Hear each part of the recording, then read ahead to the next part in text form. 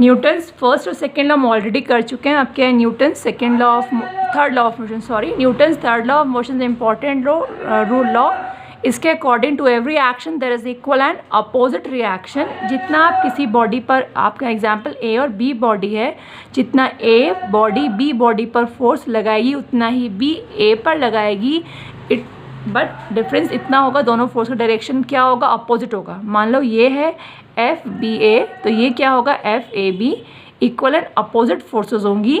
तो यही न्यूटन्स आपका थर्ड लॉ कहता है, to every action there is equal and opposite reaction. इसके एप्लीकेशंस बहुत सारे हैं. आपकी walking it's an application of Newton's third law of motion. आप जब चल रहे हैं, आप अर्थ पे क्या लगा रहे हैं, एक्शन लगा रहे हैं. बैक अर्थ आपको उतना रिएक्शन दे रही है जिसकी वजह से आप स्मूथली चल पा रहे हैं.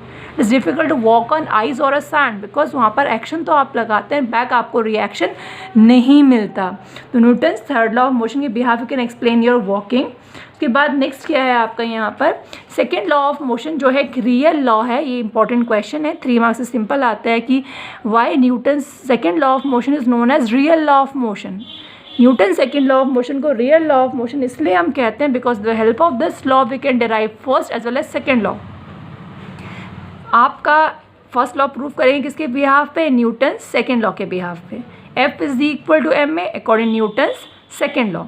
अगर एक्सटर्नल फोर्स कितना हो जाए 0 तो ए कितना हो जाएगा 0, क्योंकि मास 0 बॉडी का नहीं हो सकता. इसका मतलब क्या, अगर एक्सटर्नल फोर्स बॉडी पर 0 है तो उसका एक्सीलरेशन भी क्या रहेगा 0. It means you have proved what, Newton's first law by using Newton's second law. यहाँ तक करेंगे आपका 1.5 मार्क्स क्लियर हो गया क्वेश्चन के लिए. अब बचा आपका 1.5 नंबर, वो किसके लिए, अब थर्ड लॉ भी प्रूव करना है. थर्ड लॉ के लिए प्रूव करने के लिए हम 2 बॉडी लेंगे. एक बॉडी हम क्या लेंगे, ए लेंगे. एक बॉडी हम क्या लेंगे, बी लेंगे. करेक्ट. जो फोर्स ए बी पर लगाएगा वो एफ बी ए, और जो बी ए पर लगाएगा वो F A B. Small time interval कितना है टी. फोर्स इंटू टाइम की मल्टीप्लिकेशन करेंगे, वो क्या होगा, force into time change in momentum. F B A into T, यानी force on B into due to A multiplied time for which the force act, it will be equal to change in momentum of B. Similarly F A B into T is due to change in momentum of ए.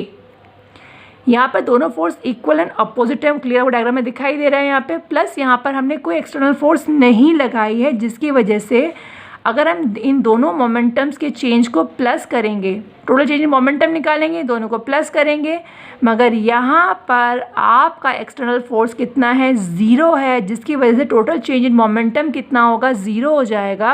यानी F A B into T plus F B A into T is equal to 0. F A B into T is equal to minus F B A into T. T से T cut जाएगा, यानी force on A due to B is equal to force on B due to A. But sign किसका आ रहा है, negative sign आ रहा है, जो क्लियरली इंडिकेट कर रहा है कि Newton's third law of motion have been proved by using Newton's second law. Thank you.